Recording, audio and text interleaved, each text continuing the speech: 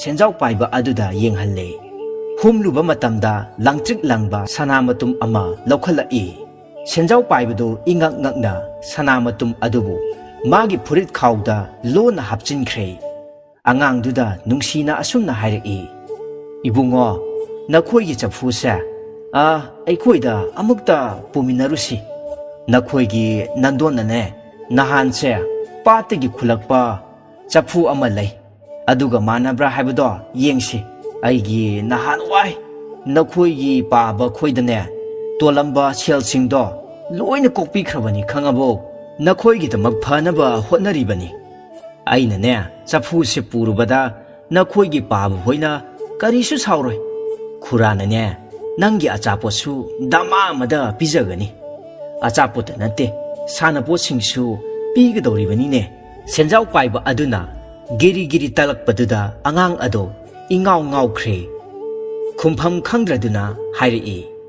hoi khura pabu khoina halaktringaida yana thuna ang puraksiko asi hairaduna chafu adu puraduna senjau paiba mi adugi mayumda lakminare madudagidi senjau paiba aduna angang aduda sanapot piduna achapot pijaduna sana hallaga korigi chafudu tumina imungda pusilaktuna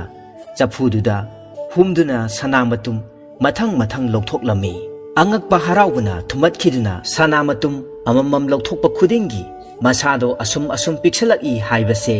senjau paiba masanadi khangjaramde senjau paiba adugi mangolduda karisu khangjadriba angang adudi achapotu chaduna sanapotu sanaduna leirami sanamatum lokthokpa khudingi asum piksalakuna mamai thangdadi senjau paibadu kangmuk piksalaki kangmuk piksalakuna sanamatum maraktuda masak ukhidre mangkhre achapot chaduna sanaramba angang ado achapot chaba loiraba adudadi khura aikhoi paba khoi halaklabadi soidana chairagani lao chalas lao chachi haiduna imungda changlubadadi senjau paibadu leiramdre aduga langtrik langba sanamatum mayam ama paiduna leibadu urami angangduna kowbado senjau paiba adunadi tarami adubu senjau paiba adunadi khumbadu kangna khumbamuk hawbana angangduna taramde karino tawgadoribasi haiba khangdana angangdu chafudu puraga mayumda laklami hairiba tanja aduda arapada debakarma chatkhiba mama mapa mayambadu halaklami manau atonbaduna chafudu paiduna leirambadu ubada mama mapa mayambadu karino toribase asi haiduna yengnarami amadi angangduda pulap yenglai